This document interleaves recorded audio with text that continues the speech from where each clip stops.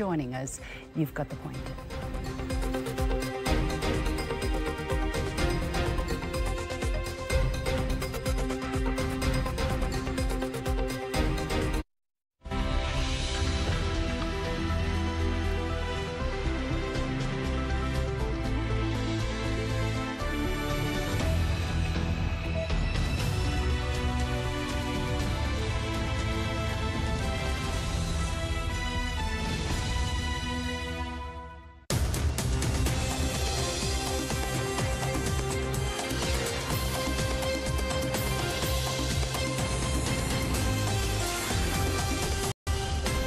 Live from London, this is The World Today.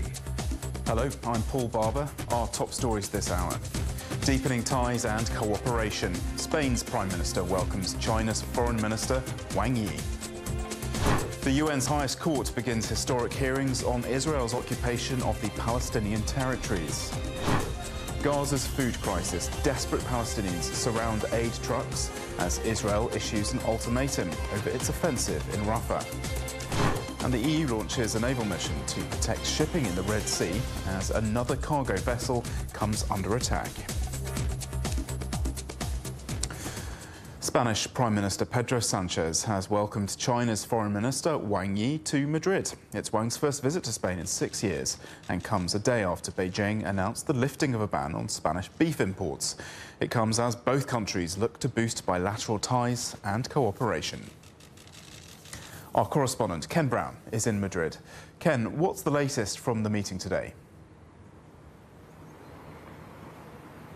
Yes, Paul, we're live here outside Zarzuela Royal Palace, the Spanish king's residence here in Madrid, where Chinese Foreign Minister Wang Yi is scheduled to meet King Felipe VI just a little bit later. This meeting follows another talks he held with Pedro Sanchez, Spain's PM. Bilateral issues were discussed. Now, this was a closed-door meeting, the details of which have yet to be published. Wang Yi arrived yesterday, Sunday morning, in Cordoba, southern Spain. He flew directly from the Munich Security Conference.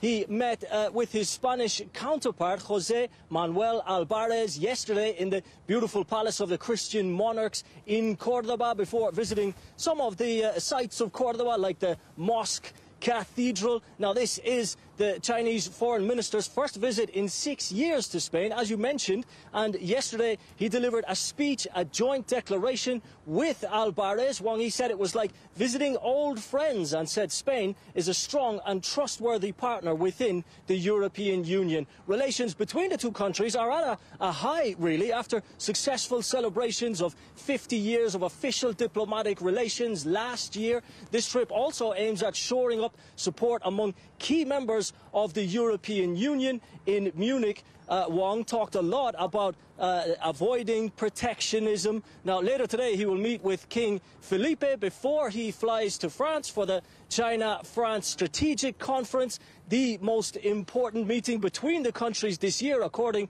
to China's Ministry of Foreign Affairs. Now, an important year for China and France, also marking 60 years of official diplomatic relations. They want to improve strategic communications, practical cooperation, and foster people-to-people cultural ties, Paul. So relations at a high. China and Spain have also boosted their trade ties. What more do we know about that agreement? Yes, well, Wang Yi brought some very positive news for Spain's economy yesterday. A lift on an export ban of Spanish beef to China. These restrictions have been in place since the year 2000. And Álvarez said, while he didn't have specific numbers, he said it was extraordinarily positive for Spanish farmers. He said it's hard to find a market like the Chinese market, and with the quality of Spanish beef, that success is guaranteed. Now, that was echoed today by Minister for Agriculture, Luis Planas, who said that negotiations with China had bore fruit. Couldn't help himself there, and comes, of course, as we see some protests and demonstrations of farmers all around Europe, including in Spain. It also comes as good news in terms of redressing the trade balance, trade value between the two countries, It's worth around $50 billion annually, but $40 billion of that is Spain buying from China. Spain buys more from China than it does from any other country. This is something that Alvarez also raised with Wang Yi yesterday. China has been making concessions to Spanish goods. For example, when Pedro Sanchez visited China in March of last year, he met with President Xi Jinping. There were concessions on some agri-food produce like almonds and persimmons that can now access the Chinese market. Wang Yi also indicated that the Chinese market would open further to things like cosmetics, to mutual investment, particularly public investment, indicating China's willingness to find a better balance in this economic relationship. He also talked about the two countries joining forces in the fight against climate change, the green transition, sustainable transport, for example. They talked about global issues too. Alvarez expressed his grave concerns about the situation in Rafah. He echoed Wang Yi's calls in Munich for an immediate ceasefire. He said that crucial support was needed for UNRWA and their work with refugees, and that a two-state solution was the true path to a lasting peace between Palestine and Israel. They also discussed the recent death of Russian critic Alexei Navalny. Now, on a lighter note, Wang Yi also had some good news for Spain's panda fans. A new panda couple will be making their way to the country. The current residents, Hua Zuiba and Bing Xing, have been here at Madrid Zoo for about 15 years. They're the parents of Yo-Yo and Jojo, the two star attractions to the zoo, the two panda twins. But now they've been here for 15 years, the parents, and they're going to be given a nice retirement in Chengdu. So lots to look forward to in this relationship also, Paul. Indeed. Ken, thanks so much for that. Ken Brown, our Madrid correspondent.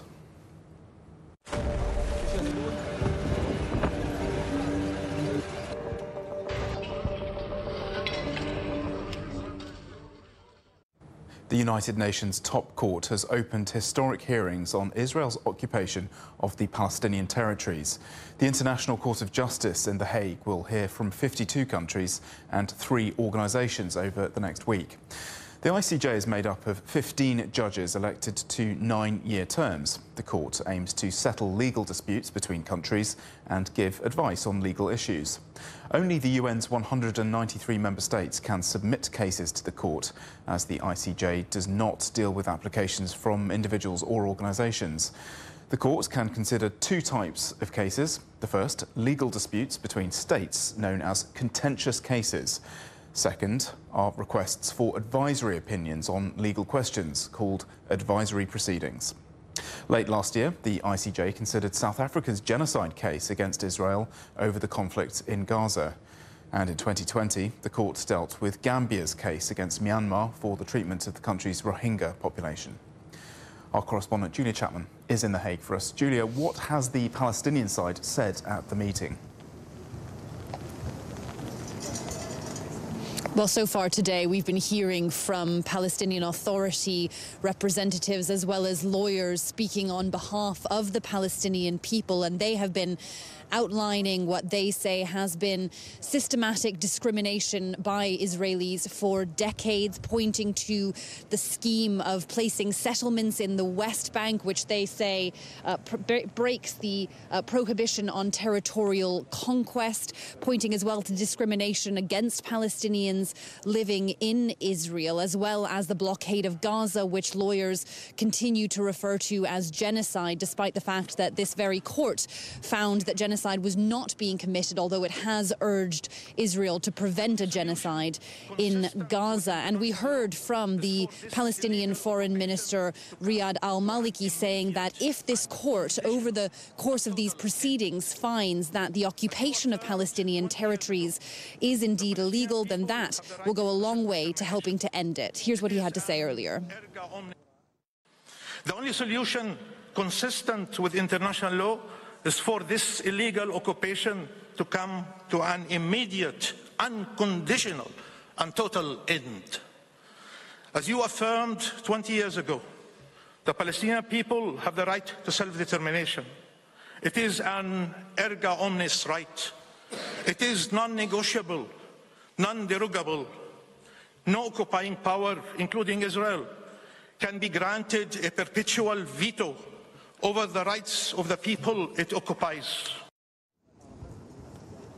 A lot of emphasis today has been placed on the idea that the occupation of Palestinian territories has been so prolonged. Lawyers arguing that there is no such thing as a permanent occupation, and therefore this one needs to end. Now, we're not going to be hearing in person from any Israeli representation. They have not sent lawyers to take part in these proceedings. But in a statement released by the ICJ today from Israel, the country said that it had a warning that if these proceedings go on, that the verdict is not going to help come to any kind of a resolution for the Israeli-Palestinian settlement. And Julia, these proceedings are due to last a week, aren't they? Can we expect an outcome? What kind of outcome can we expect? So over the course of the next week, we are going to be hearing from 51 countries, in addition to the Palestinians who we've heard from today. And they are all going to be putting forward legal arguments and evidence about the situation in the occupied Palestinian territories. Now, most of the countries that are going to be making representations will be giving evidence against Israel. It is actually a handful of countries that are going to be taking Israel's side. Among them, of course, the United States, which is a very powerful ally for Israel. We're also going to be hearing from China on Thursday, giving its evidence, and it will all wrap up next Monday. However, there is going to be months before there is any kind of verdict in this case. We're expecting an advisory opinion from this court. It's not legally binding, but it could put a significant amount of pressure on Israel in its activities in the West Bank, in Gaza and East Jerusalem. It won't be binding. However, we are hearing over the course of the week all the opinions from different countries, really forcing them to make take a stand when it comes to the Israeli-Palestinian conflict. Julia Chapman in The Hague, many thanks. EU foreign ministers meeting in Brussels have warned Israel against what they say would be a catastrophic offensive in Rafah. More than 1 million displaced Palestinians are crammed into the southern city. Israel is planning to launch a full ground offensive in Rafah, which it has called a last bastion of Hamas control. Several EU nations, along with the United States, are demanding the Israeli government establish a clear plan to protect civilians. We are also of the view that to invade Rafah or to launch an attack on Rafah would bring about a catastrophic humanitarian situation on top of what is already a dire humanitarian situation and would be unconscionable. Israel has given its first indication of when troops might enter Rafah. The government says Hamas must free all hostages by March the 10th, or the ground offensive will begin. Meanwhile, the World Health Organization says one of the enclave's main hospitals is no longer functioning after a raid by Israeli troops last week. The IDF claims dozens of militants were arrested at the Nasser hospital and weapons were found at the site. Our correspondent Noor Harazin is in Rafah for us now. Noor, what's the latest situation at that hospital? Well, the Al-Nasser Hospital, which is located in the heart of Khan Yunis city, is now out of service. It was turned into a closed Israeli military base. Over the past days, the World Health Organization was working on evacuating a number of patients from inside the hospital, and they succeeded in evacuating 14 of the patients to the Shuhada Al-Aqsa Hospital. They were transferred to the Shuhada Al-Aqsa Hospital. Most of them are patients with kidney failure. But still, according to the Palestinian Health Ministry, and Dr. Ashraf Al-Qudra, who's the spokesperson of the Palestinian Health Ministry here in Gaza, they said that there is still 25 medical staff, doctors and nurses inside the Al-Nasser Hospital. They also talked about 139 patients that are still besieged inside the Al-Nasser Hospital without food, without water, no electricity, no fuel, no oxygen. Also, they pointed that the hospital has run out of medicine and medical supplies. Also in this statement, they called upon the international community and the World Health Organization to continue pressuring Israel into evacuating more of the patients inside the hospital. Of course, the Israeli army, this is not the first Israeli attack on Palestinian hospitals here in Gaza, but Israel does carry these attacks on the hospitals in Gaza under the claims of Hamas's tunnels under the hospitals, even though Hamas from its side and repeatedly has called upon the UN and the organizations in several countries to send teams of experts to investigate each and every one of the hospitals way before the Israeli ground invasion. Noor, we've seen pictures of authorities breaking up crowds who are trying to raid supply trucks. How bad are the food shortages there?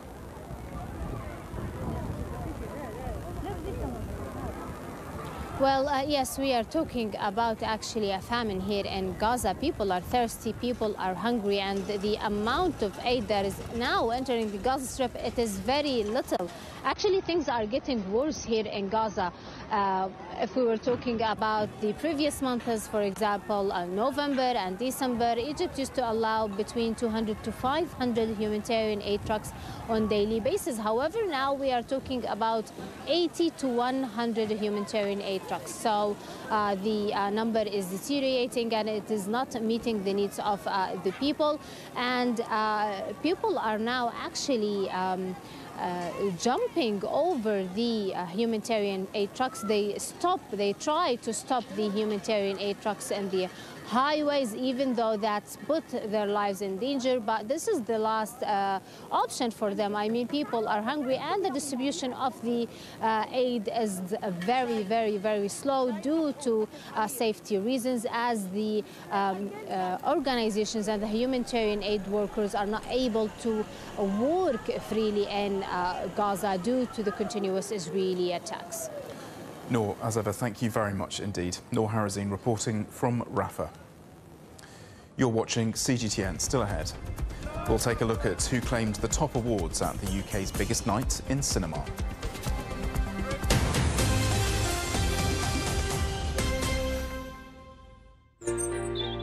Ever wondered what's the difference between a bear and a bull market? Where are the cash cows? And who are the lame ducks? And what exactly are black swans, grey rhinos, and unicorn companies? Make sense of it all with Global Business, only on CGTN. I think it should be more global cooperation. I would like to hear more the voice of the developing countries. Globalization has lifted more than 1 billion people out of poverty. The green transition has to happen. It's a necessity. Well, China and the United States are important powers in the world.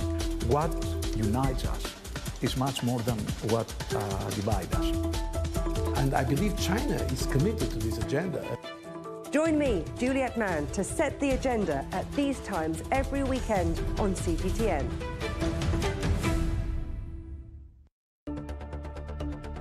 Events have consequences. Words create impact. One more offensive in a long line of battles that's been ongoing for more.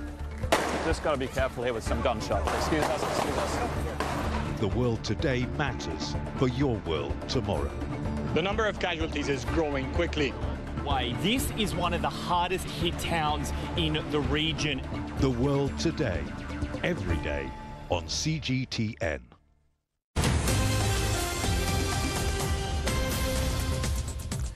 Hello, welcome back. A reminder of our headlines. Deepening ties and cooperation. Spain's Prime Minister welcomes China's Foreign Minister Wang Yi. The UN's highest court begins historic hearings on Israel's occupation of the Palestinian territories. And desperate Palestinians surround aid trucks in Gaza as Israel issues an ultimatum over its offensive in Rafah.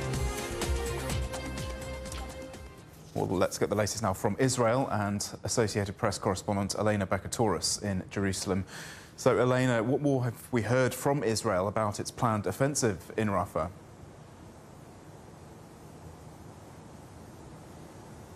Well, the latest we've heard is a semblance of a timeline which came from one of the three-member war cabinet, a retired General Benny Gantz, who said yesterday that unless Hamas release the remaining hostages, there are believed to be around 100 still alive, still being held in the Gaza Strip, unless they are released by the time of the Muslim holy month of Ramadan, which begins around March the 10th, the ground operation will proceed into Rafah. Now, this is an operation that has been pre-announced for quite a while now, but the timeline was very unclear. And the Israeli Prime Minister, Benjamin Netanyahu, has said that it would be preceded by an evacuation of the civilian population. Now, there are more than 1.4 million people who are currently sheltering in Rafah. These are people who have been displaced from other parts of the Gaza Strip, and it's still unclear where they would go and when this evacuation would happen. So we now have a semblance of a timeline for the start of an offensive into Rafah, but still no indication as to when or how or indeed where the civilian population might be evacuated to. And how has Israel been dealing with mounting pressure from the international community?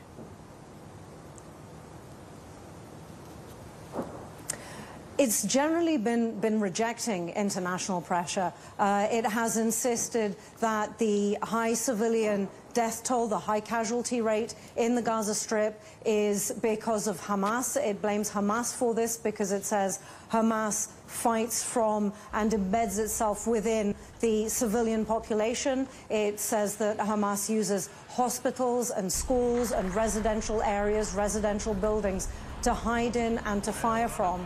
And Israel has been very clear that the only way to win this war at the moment and the only way to see the hostages released is to defeat Hamas militarily. Now, there have been talks going on, being brokered by the United States, Qatar and Egypt for a ceasefire in return for the hostages. It was one such initiative back in November that led to a small pause in the fighting, and we did see more than 100 hostages released. But this time round, the talks have not been going well. Israel has pulled out its negotiating team. The Prime Minister has said that he sees no reason to send them back to Cairo to continue the talks unless Hamas changes its stance. And he has accused Hamas of making delusional demands. So there still is quite a wide gap between the two. And so far, Israel has been resisting the international pressure. Elena, thank you very much for that update. Elena Bekatoris from Jerusalem. Houthi militants in Yemen say they've hit a cargo ship near the Red Sea, which is now at risk of sinking. They said the Belize-flagged vessel was badly damaged in the Gulf of Aden, but the crew was unharmed. It's the latest attack on shipping in the Red Sea region and comes as the EU launches a naval mission to try to protect commercial vessels heading to Europe. And our correspondent Evangelos Tsipsas is in Athens with more on this. So how serious is this latest attack, Evangelo? Well, before we jump into the details of how serious the attack is on the Sunday's ship, there's just recently, just a few hours ago, another ship that has been attacked. The American-owned ship flying a Greek flag was attacked by 2 missiles, causing some damage on the ship, breaking about a window and causing some damage on the side of the vessel. No one has been reportedly hurt, and according to the Greek shipping industry, 5 of those crew members out of the 23 crew members are Greek nationals. They have gone to safety, and so far, nothing more on that attack. Now, the attack, as you mentioned on Sunday, was perhaps one of the most serious attacks, because we're talking about a ship that right now is about to sink.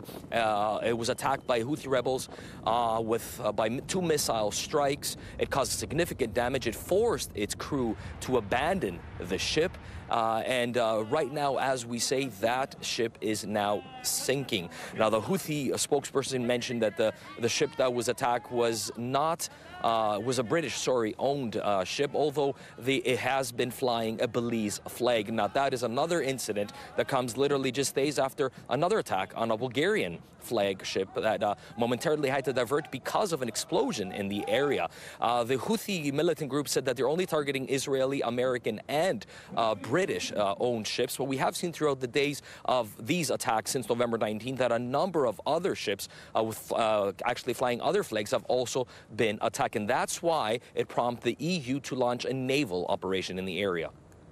And Evangelo, what is the European Union hoping to achieve with its new naval mission?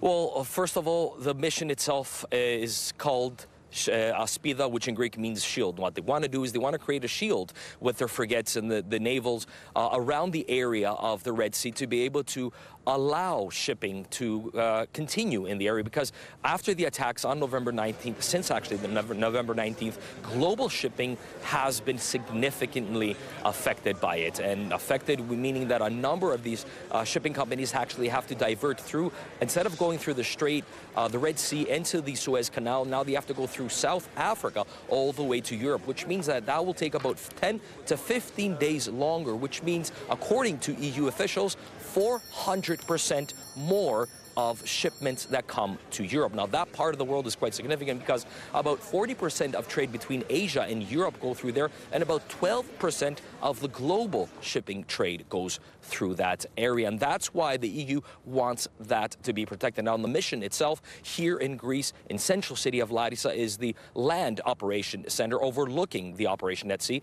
And in the sea, on the site of the naval mission in the Red Sea, is going to be led by Italy. Now, we don't have the details of when it will start or which areas specifically it would target, but according to EU officials, they say it could take up to at least a year to bring things back to normal as they were before the attacks took place in the Red Sea. Evangelos Sipsas in Athens, thank you. Oppenheimer was the big winner of the night as stars from the big screen came out in London to celebrate the British Academy Film Awards, or the BAFTAs. Christopher Nolan's movie Oppenheimer, about the father of the atomic bomb, took home 7 BAFTAs, including the first Best Director trophy for Nolan. Robert Downey Jr. scooped the Best Supporting Actor award, and Cillian Murphy, who plays Robert Oppenheimer, became the first Irish man to win the top acting prize. Oppenheimer was this colossally knotty, complex character, and he meant different things to different people, and you know, one man's monster is another man's hero, and that's why I love movies, because we have a space to celebrate and interrogate and investigate that complexity, and it's a privilege to be part of this community with you all. But Oppenheimer faced some tough competition from the twisted fantasy Poor Things, as it took home 5 awards, including Best Actress for Emma Stone, who thanked her dialect coach. Thank you so much to BAFTA for this. This is really a huge honor. And since we're in London, I just want to start by thanking our dialect coach, Neil Swain, because I was playing a British person in this movie. And he did not laugh at me when he taught me how to say water, even though, as an American, I say it like water. And that means a lot, so thank you, England, for accepting me. But it was the star of Back to the Future, Michael J. Fox, who got the biggest applause of the night.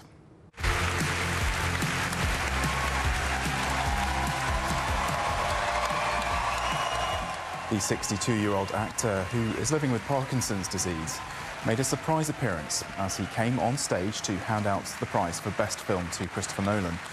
A documentary about Fox's life was nominated in the Best Documentary category at the BAFTAs.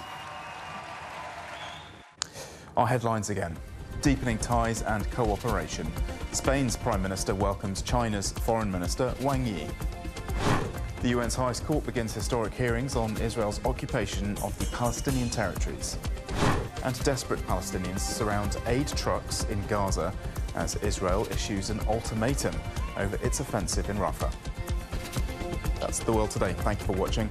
There's more news at the top of the hour, and you can check out our channel on the Telegram app or scan the QR code on the screen to get stories and updates sent direct to your phone.